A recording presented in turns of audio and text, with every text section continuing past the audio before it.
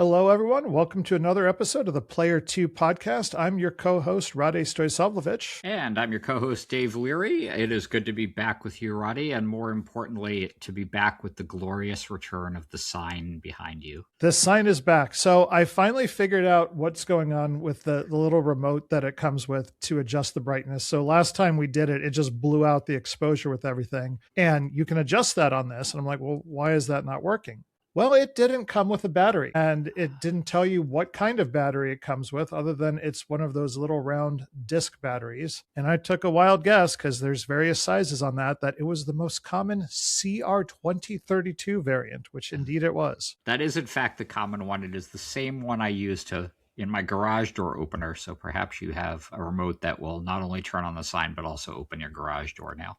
Let's find out. Look at that. Nope. Though. Garage door stayed closed. Okay, good. That's good. All right, let's get into some news of the week. A lot of stuff going on with hardware. Valve let out the news with a price increase for the Steam Deck. The OLED version is going up 40%. That is a steep hike. I think if there's any console that might be able to pull that off, it would be the Steam Deck right now, which is still pretty popular and hot, I think. I don't think that you and I are surprised by this, are we, given the state of the world and the state of hardware and the sort of overall state of inflation? I'm not surprised that there was an increase. I'm surprised at the magnitude of the increase, right? So the 512 gig model is going from $549 to $789, and the 1 terabyte goes from $649, $300 up to $949, which for a handheld, oh my God. That's insane. Yeah, and I guess my one wonder about this is at some point it just makes more sense to buy a laptop and have the flexibility with a laptop. There's still some benefits to having a Steam Deck over a laptop in terms of portability, but at some point that equation gets a little more difficult to kind of justify for something that's purely a gaming console. I mean, I'm glad I got mine when I did. At those higher price points, like I just wouldn't touch it. Like that's insane. They've lost you on that price point. They've now exceeded where you would go in on it. I almost like $50 short of $1,000 for a handheld. Yeah, I mean, for something that I'm going to put into a backpack that might get broken, that could easily get stolen. Like now I've got to worry about wherever I travel with that thing. If I bust it out, like it's so small, and like people are going to look at that and be like, oh, that's easy to steal. Yeah, it's certainly a high price, and it does give you a little bit of sticker shock when you look at it. But lots of things are kind of in that boat these days, so we'll have to see, I guess. Yeah. So interestingly, Switch had raised their price and reduced their forecast earlier, not too long ago, but now they just increased it, saying they're going to make 20% more based on demand being higher than they thought. Yeah, the demand for Switch 2 still seems really high. Once again, Nintendo and their portable systems seem to always do really pretty well. There are a few games, I think, that are helping to drive that burst on the Switch, but Nintendo is rising to the demand. They're meeting the demand. They apparently are able to source the hardware just fine. So they're upping their production by a couple million. Yeah, I think like we talked about this before when we mentioned consoles, but I think we're well into the territory where very, very few people are going to own all of the consoles. Almost nobody is going to do that unless you're loaded or you're in the industry and you need to do that. Very few will own two. I think we're entering the one console per household space, and like all the signs are pointing to that now going forward. If you don't have one already, it's going to be Switch. Yeah, I mean, I think that's absolutely true. I don't think I have a regular Switch. I'm not itching to buy a Switch 2. I haven't been, but I tend to have other tastes in gaming anyway, and my son is now 16 and kind of has moved on to PC gaming as well. So I don't know that I will bite on a Switch 2 anytime soon, but I'm not surprised they continue to do well. I mean, I've worked on consoles at console publishers. I've been a hardcore PC guy for the longest time. I don't know if I have ever shown you this, but my wrist pad for my mouse is a glorious PC gaming race wrist pad. That's Excellent. The brand for this one. Excellent. Complete with the little godlike PC gaming logo. Yeah. Very good. Very good. A little bit more stuff in the news. You had a game that you wanted to talk about. Yeah. So just for a second, I got kind of excited by this. A new Witcher 3 DLC has been announced, and I know CD Projekt Red is deep in the throes of developing the next Cyberpunk game and a Witcher 4, but it's nice to see that they're still supporting their flagship title and one that I have a lot of love for. I think that'll get a lot of fans to kind of come back one more time and spend a little more time with Geralt of Rivia as he wanders around a kind of a dark fantasy world dealing with problems. It's nice to see CD Projekt Red doing this kind of thing. I'm just kind of excited, and I think that CD Projekt Red is still one of those studios that's showing how to do it, along with Rockstar, how to continue to execute at a high level of quality and just make some great stuff that gamers really respond to and love. Where are they with the fiction? Are they ahead of the books out in front of them now, or They are they still? yeah, they're kind of sideways from the books. I think the author of the books, who is notoriously a little bit prickly, is I think a little unhappy with some of the direction they've gone, and obviously for Witcher 4, I think they're going to have to go way outside the books, but they have shown that they know what they're doing and that they care about the franchise, and they understand, I think, what makes that character in that world interesting and special. I'm pretty excited both for this next DLC for Witcher 3 and for whatever they do with Witcher 4. So you had a topic that you wanted to talk about for this week's main subject, and I think Witcher and that studio in general is a great segue into that. So do you want to introduce the topic? Absolutely. So I thought we could talk this week about games and redemption. Games that have a rocky launch, and you mentioned CD Projekt Red. Cyberpunk, of course, springs to mind, but then go through a slow reframing of what they're like and suddenly find themselves redeemed. Maybe the poster child for this is Hello Games' No Man's Sky, which came out and had a really rough reception, was not nearly what the team had been promising they would deliver from day one on that title. But the team kind of put their heads down and continued to work on that game for years and years and years, and eventually not only came back, but completely redeemed their reputation and their audience and built their fan base with just a continuous stream of really robust updates and dug themselves out of the hole that they had put themselves in. And so I think that's a great topic for you and I to talk about, how those decisions get made of when to double down on a game when it's had a rocky launch versus when to just kill it. Something like Concord and Highguard last year being good examples of that scenario. Yeah, I agree. I think it's interesting. So this idea of redemption in a game after release is relatively new. So like before everything started moving more towards live services and fully digitally distributed titles, this was just unheard of for a box title. If you botched your launch, like you were just done.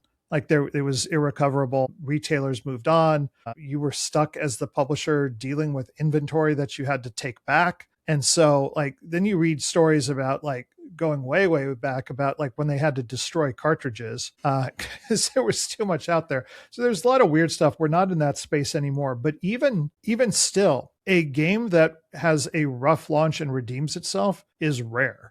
Like there's just, you've listed probably half of the examples I can think of that have done that successfully. It's really difficult. Yeah, I think it is difficult. I mean, there are sort of some middle ground cases that I think, I would still call redemption stories.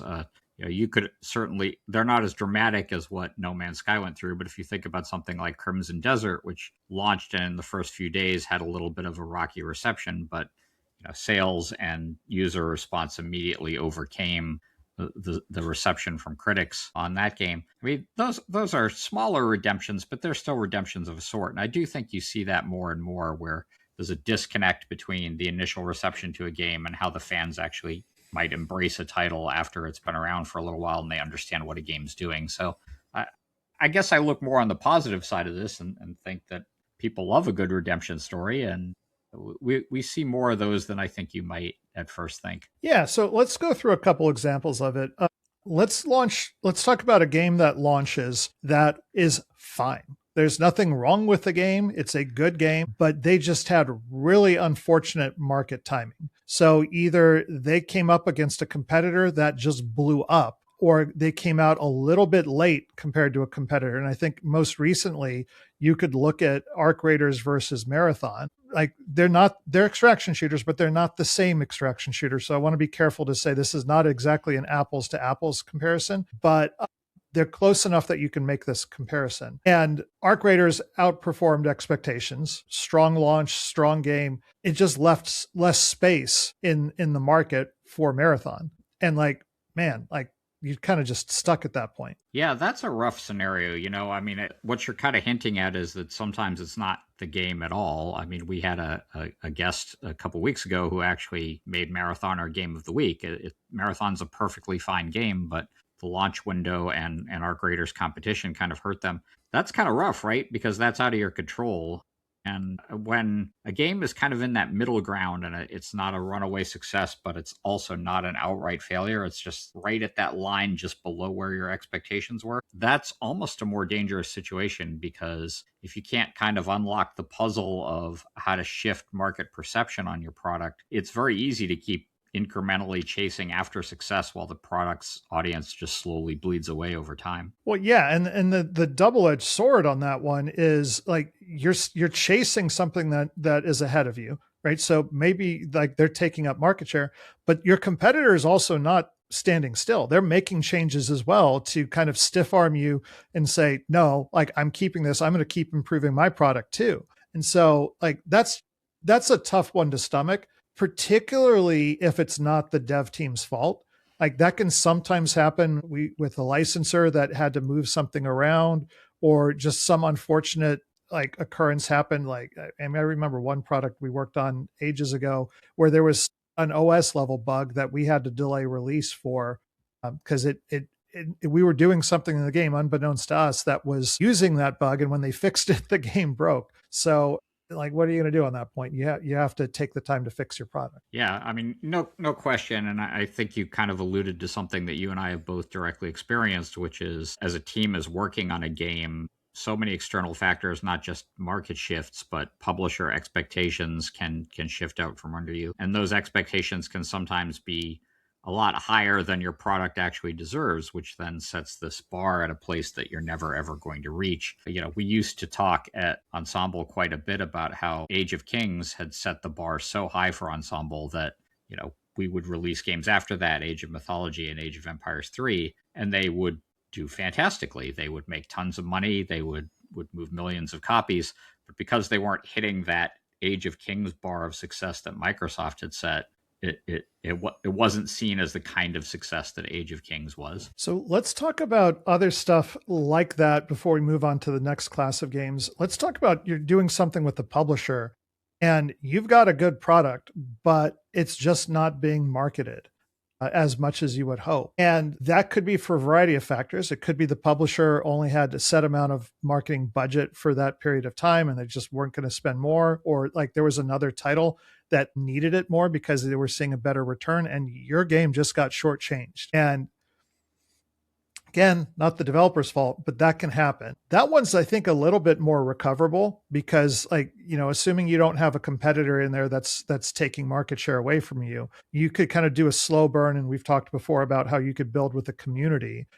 It's just, you don't tend to have that nice spike at launch and then your good flight path, it's a much slower climb. Yeah, I think that can absolutely happen. And if I were to give any advice to developers, it is that constant refrain that we have on the podcast about talking to your community and engaging with your community. This isn't quite an example of what you're talking about because we were basically self-publishing the game. But when we did Orcs Must Die 1, the launch was right on the border. We were happy with the results, but it wasn't blowing up immediately the way that we hoped it would because we thought and felt that we had a really great title that people would engage with. Over time, it built an audience, and that happened through a lot of kind of careful community outreach on our part, releasing a couple of really pretty well-received DLCs, just sort of a slow build until eventually it caught on and definitely reinforced our feeling that we needed to do an Orcs Must Die 2 to capitalize on it.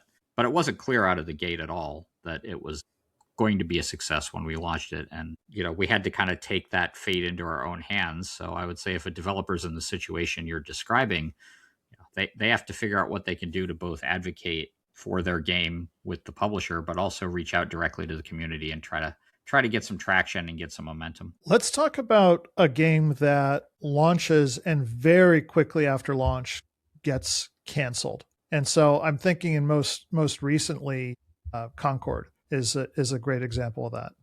Yeah, so that's rougher with a live service game like Concord, right? Where the support just ceases. I assume that's kind of where you're focused, because if you release another game and it's more of a one and done single player Correct. experience, this doesn't apply, right? Yeah. And so, that if you're looking at that as a fan or somebody who's just has been a game developer but hasn't been involved in a lot of the business decisions, that one's baffling, right? Because you're like, well, you only got 2 weeks of data. You didn't even give it a chance. And so looking at it from an economic standpoint, some signal was given to the developer slash publisher on that one that something is not right here well before the game launched. Either they were looking at like early customer feedback that was going on, because all those bigger games, they're focus tested. You'll do mock reviews and stuff like that. So there was some signal. Maybe it was coming from there. Maybe it was from the beta testers. Maybe they saw some competitors coming out and they're like, crap, this is not good. And that decision to kill the game was not made after launch. It was made well before that,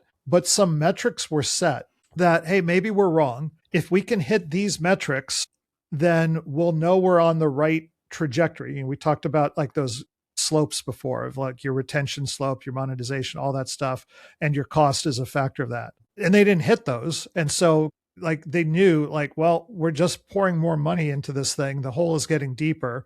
We're never going to get out of it at this point.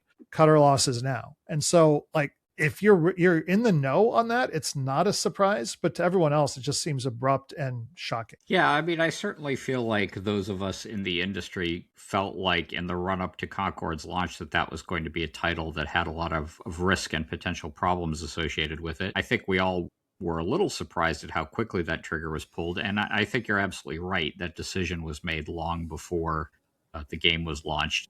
And they were probably just looking to see if they could pull something out, as you say, and hit a metric number that was set by somebody deep in the bowels of the publisher.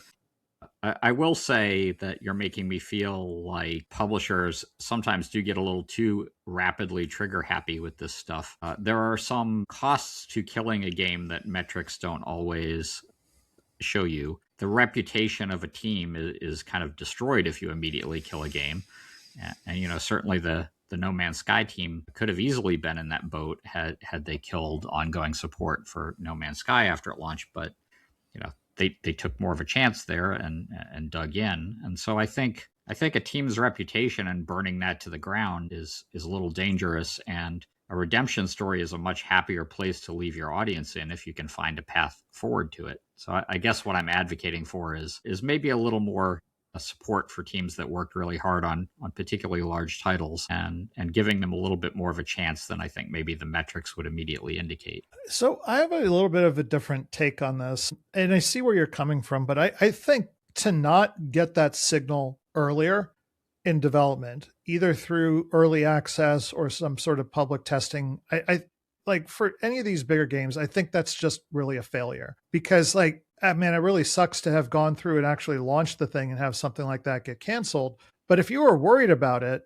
you could have, like, you should have been able to get signal beforehand if you were developing that in mind. And so, man, I've had products canceled at various states of development way, way early. You run into that, well, it had unlimited potential, so like that was a bad call. But of course, back then you don't know, and everything seems like a good idea until it's tested. But early enough where you're like, all right, well, at least I didn't invest 3, 4, 5 years of my life in this thing, and we could move on. Would have been a little bit nicer. Yeah, I think that's fair. I think it's tough to know when that point is earlier on that you could have made the decision to maybe not go forward with something.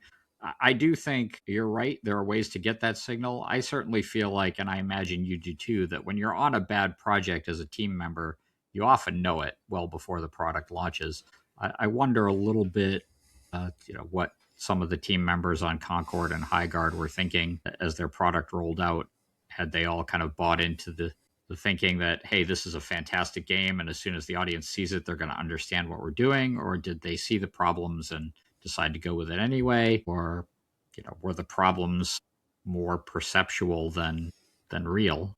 Did the audience narrative just go so quickly against the title that there was no chance of redemption, even had they spent a lot of time on it?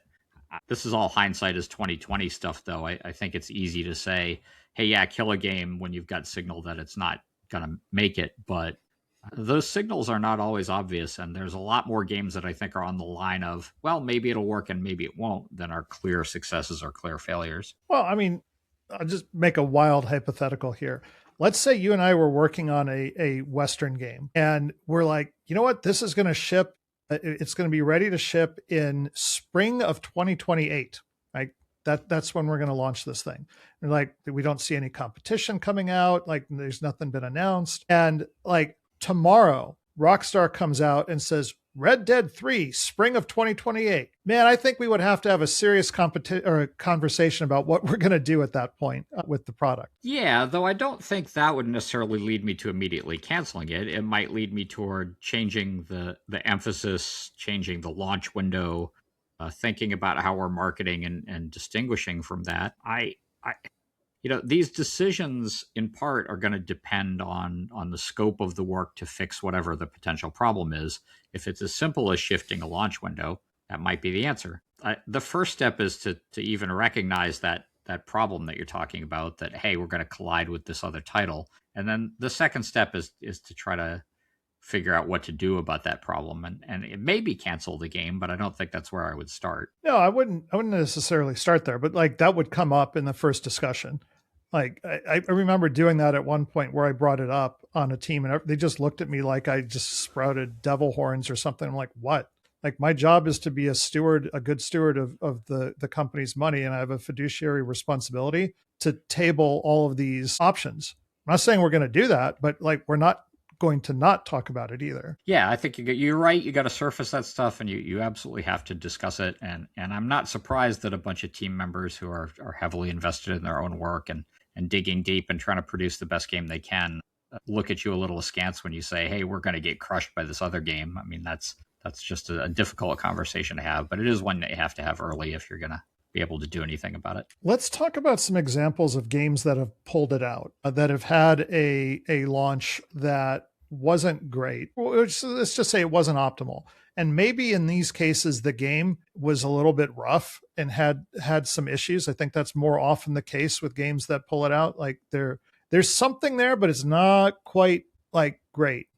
You got some examples of those. Yeah, well, so I mean, we mentioned Cyberpunk kind of leading this off, and I think that's a good one. One of the reasons that I think Cyberpunk was able to kind of come back from their rocky launch is that most of their issues were purely technical ones. The core of their game design was actually pretty good out of the gate. I think there's an interesting contrast here with something like Starfield, which, though it has not it kind of been a complete disaster, has meandered along a little bit, in part due to fundamental flaws in their game design, which Cyberpunk did not have. The bottom line is Cyberpunk was a great game, just hampered by mostly technical issues out of the gate and a little bit of overpromising of what the game would be, similar to what No Man's Sky went through.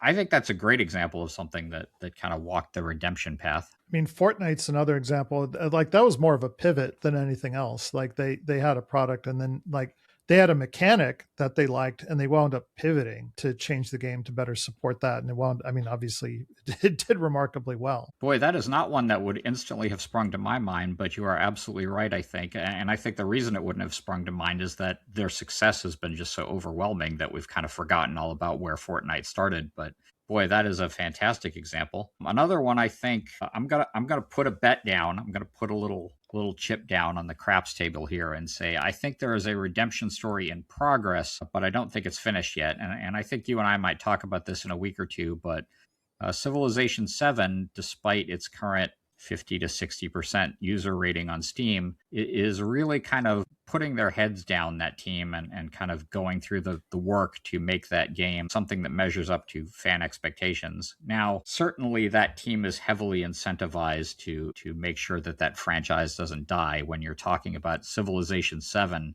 that's a different scenario in terms of the stakes on the table than if you're talking about a brand new franchise that you're trying to make. They would not want one lackluster entry in that to be so disastrous that it kills that franchise forever. But it was a game that launched with a very rocky start and certainly has had to work pretty hard to kind of come back. And I think that comeback is still in progress, but I'm going to put a chip down and say that I think that team will pull that one off. I am playing that now, finally. I skipped the launch based on feedback, and I'm a big Civilization fan. I don't know how many hundreds of hours I have into six, but for anyone who hasn't been paying attention, it's on sale right now. I think it's 40% off on Steam. So if you're like me, where you kind of balk at some of those higher prices, you're like, I don't know. It's a good time to try it and give it a shot. And we will talk about it more later. I've only got as of this recording, I have about an hour into it, and I'll fix that over the weekend.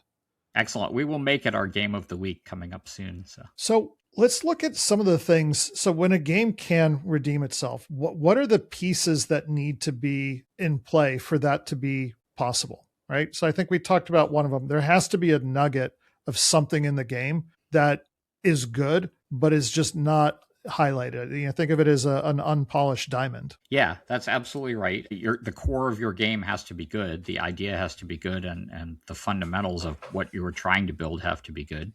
And then I think the other big consideration for most teams would be the scope of the effort to fix it. Is it purely technical problems and you can simply throw money at this problem and repair it with time? If that's the case, and you can properly message that to the community and they know that the fixes are coming, I think gamers are willing to see some stuff out and give you a little space and time.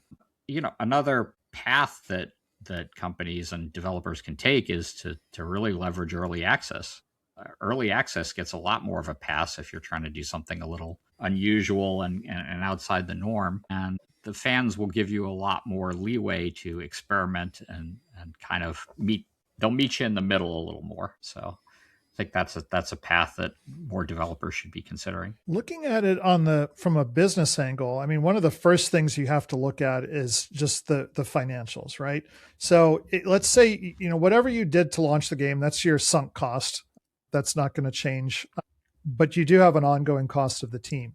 And let's say you have a big live team and you're burning $5 million a month, right? That seems like a huge number, but like, it's not. Like, that's pretty common on some of these bigger, larger games. That's a lot of money to spend. And so you've got leash when you're doing that. Like, you have to show progress towards change. And you have to do it relatively quickly, because, like, I don't care how deep your pockets are, no developer or publisher is going to sustain that kind of burn for a long period of time. So I think that's fair. I'm going to reiterate the point I made before, because I don't think I made it strongly enough. I think the piece that's missing in your equation is that intangible cost of killing an existing team and destroying potentially the reputation of that team by killing a game too early. That doesn't get baked into your $5 million a month or whatever number you like. And I was going to get there. Cost. Yeah. Right. Okay. But there's like the economist in me that, like, there's intangible costs or externalities that you have to figure into this. So if this is a brand new IP with a relatively unknown, I mean, a team maybe that you've heard of before, maybe not, but if let's just say it's an IP that's not beloved, that cost is zero to kill the thing. And Concord falls into that category. That's right. Right. Now, if that was God of War, like, that's a bit different. Or if that's World of Warcraft or anything of the Warcraft products, or Diablo, or it's Mario, like, suddenly that cost goes up dramatically. You almost get to the too big to fail price list with some franchises like that. And where it gets interesting is in the middle, where you're like, maybe is it a little bit long in the tooth? I don't know. You know, you got to. And so, yeah, that's a thing to weigh into it. And it doesn't necessarily mean like the team is just fired and like they're all laid off. There could very well be a scenario where there's an opportunity cost for that team, where, like, by not putting them on this other thing that has a much better chance of success, like, I'm costing future us money, right? Like, that might be the case. Yeah, I think that's a fair way to look at it. Absolutely. I think it kind of goes, I mean, we've talked about the angle of getting early signal as well, but I think it also goes towards, like, you really, when you're planning these live teams, you've got to think about your cost structure of your team and how it's set up, because your option set as a leader of one of these teams or studios shrinks dramatically as the cost goes up. And so you have fewer tools to play with. But if you can keep your cost of development relatively low, you have a lot more things that you can do. And I mean, it's why we see these sorts of things either happen on really, really tiny products where they just can't afford to pay anyone anything. And they're basically paycheck to paycheck on it. and also on the really big expensive products. And like all the redemption tends to happen in the middle. Yeah, though certainly Cyberpunk was a giant product that redeemed itself. But But I do see but your point. they're in Poland, way cheaper than building it in the United States. Absolutely true. And I think they had invested a lot of their company's soul into that game, and kind of maybe it qualifies as a too big to fail example, despite it being sort of a new franchise, though a lot of people are familiar with it. No, I think your point is absolutely valid. And if there's kind of one takeaway for me in this discussion, it's the earlier you can catch that a product is headed off the rails, and the earlier a team can be honest with themselves and acknowledge that, and start to either correct the problem or make the very hard decision to kill it, the better off everyone's going to be. Because a game getting to the finish line like Concord and Highguard and then immediately cratering in the market is not good for teams. It's not good for customers. It's not good for the industry as a whole. No, there's one more thing I'll just posit to you to think about in this redemption. If a game is going to be redeemed, the customer has to want to give it another chance, and they don't always do. And so, like, how would you, like, as a designer, as a player, decide? There's more. Think of this more from your player perspective. How would you decide you want to give a game another chance or not? I mentioned that I think teams know when a game is rough. So I do think team passion plays a role in here. If a game launches and it's having a rough time, and a team is just like, I don't want to work on this anymore, I don't care what it does, then there's your signal right there. If instead a team is willing to fight for it a little bit, and there seems to be community passion behind what the game is trying to do, even if the game is not fully achieving it, then I think those are better signals that it's at least worth a shot, or at least you have to think very carefully about it. Now, super easy to fall into sunk cost fallacy. I ignore that, but I don't think there's any substitute for people, whether it's team members or fans or both, getting kind of excited about what they've got and seeing the possibility space, even if the possibility is not being expressed fully in the final execution. Execution can be fixed and can be incremented over time to be better. But some games just shouldn't have gone out in the first place. I'm not going to name names on this one because mainly I don't want to have uncomfortable conversations at GDC, but I can tell you something you don't want to do. You don't want to, on a rough launch, go out there as the voice of the company, whether you're the CEO, the lead designer, producer, whatever, and start saying anything bad about the customers or throwing blame or blaming another game. Like, that tends to not get you rewarded. That tends to get punished. Absolutely correct. And there are a couple of recent examples I could cite, but I won't cite them either for the same awkward GDC conversation reasons that you mentioned. I think the first thing you do, if it's your fault, is you do a mea culpa. You get out there and say, hey, we did not do our best and we let you down and we're going to fix it. And you have to be honest about it. That always helps. And in fact, that was exactly the Hello Games model with No Man's Sky that I think started to help them when they kind of cut through all their pre-launch hype and stopped making ridiculous promises and started to say, hey guys, we didn't deliver what we said we were going to deliver. We're sorry. We're going to fix it and make it right with everyone. That started them on their redemption path, which is, of course, just a fantastic story. I mean, Gabe Newell said this years ago, don't ever lie to the internet. So like whatever you say, like you got to be truthful about it. You have to be honest. Like don't make up some BS excuse and get out there, because like then you're just, you might as well just kill your own product, because like you're not doing it any favors. Absolutely. Good advice on any topic, I think. Yeah, for sure. Lying sucks. Don't do it, kids. All right, let's talk about Game of the Week this week, because you've got one, right? I do, and I will keep this brief because that discussion we just had went a little long, and it was fantastic. But I do have a Game of the Week I wanted to put a bug in people's ear about. As is usual for me, I have a board game set up behind me. You can't quite see it with the way my camera's set, but it is a sprawling cooperative fantasy game called Tainted Grail, which had a wildly successful Kickstarter back in 2018. But that is not the game I wanted to talk about today. I actually wanted to talk about the fantasy RPG that the team built that spun off of the board game and uses the game's settings. It is a game called Tainted Grail, The Fall of Avalon, and you can find it on Steam. It launched in early access a few years ago. It had its 1.0 release last year, and it just released a one-year anniversary update. What Tainted Grail Fall of Avalon is, most obviously, is basically a tribute game to Bethesda's Elder Scrolls games. Skyrim is its most obvious inspiration, but as I've been playing it, there are parts of the game that remind me heavily of bits of Morrowind and Oblivion, with a little splash of Dark Souls mixed in there too. I will say that it lifts wholesale features from Skyrim, right down to the infamous lockpicking minigame and the eye icon that's on the screen that shows when you're being stealthy. But what I feel like it does demonstrate well is when something is executed decently, the Bethesda open world model of RPGs can still be pretty compelling when it's paired with a strong and interesting setting and some better writing. The UI in the game is arguably a little better than Skyrim's, I think. The combat is tense and a little more tactical than Skyrim is. I will say that it is squarely in the AA space. It's not without its flaws.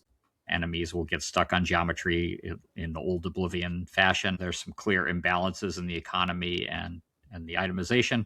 But if you enjoy Bethesda's style of RPG and you don't want to wait the however many years we're lining up to wait for Elder Scrolls 6 to land, Tainted Grail will probably scratch your Skyrim / Oblivion / Morrowind itch for a few hours, if well worth checking out. Do any of the NPCs take an arrow to the knee? They do not take an arrow to the knee, but there are some very funny NPCs in the game that have some entertaining stories in what is otherwise, on the surface, a very dark and grim and world that will make you cringe a few times with its grimness. Cool. Well, all right. That's a good recommendation.